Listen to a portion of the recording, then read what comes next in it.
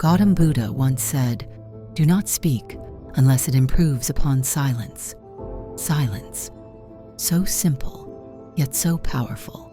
It is in silence that wisdom blossoms, and in silence that the heart truly speaks. But to many, silence feels heavy, uncomfortable, even unbearable. This is the story of a man who feared silence until he discovered its power.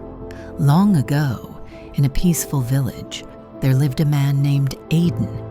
He was clever, sharp, and quick with words, but his tongue was restless. He argued over the smallest matters. He interrupted before others could finish, and he always believed his voice carried more weight than silence. At first, people listened. Some admired his knowledge, others feared his sharp tongue. But slowly the villagers began to avoid him. His constant noise left them drained. Aiden did not notice. He thought himself wise, yet he was becoming more and more alone. No one came to him. No one invited him to share a meal. No one wanted to listen. Anger rose in his chest. Why do they not respect me? Why do they not see my wisdom? In frustration, he decided to wander the forest and seek out a great master, a monk known for his peace and clarity. When he reached the monastery, he bowed and said, "Master, I am wise, yet no one respects me. Teach me, why is this so?" The master looked at him with kind eyes and said only this, "Stay with me for 7 days, but here, you must not speak a single word." Aiden agreed, though reluctantly. On the first day, silence pressed on him like a heavy stone. He wanted to speak. He wanted to argue. He wanted to fill the air with noise. But each time he opened his mouth, the master raised a finger to his lips. So Aiden sat, and the silence grew louder. By the second day, he began to notice what he had ignored all his life. The song of a bird in the branches above, the murmur of the river against its stones, the wind brushing gently against the pine needles, and beneath it all, his own restless heartbeat. But silence was not easy. By the third day, Aiden's mind was like a storm. Thoughts clashed, memories rose, anger stirred.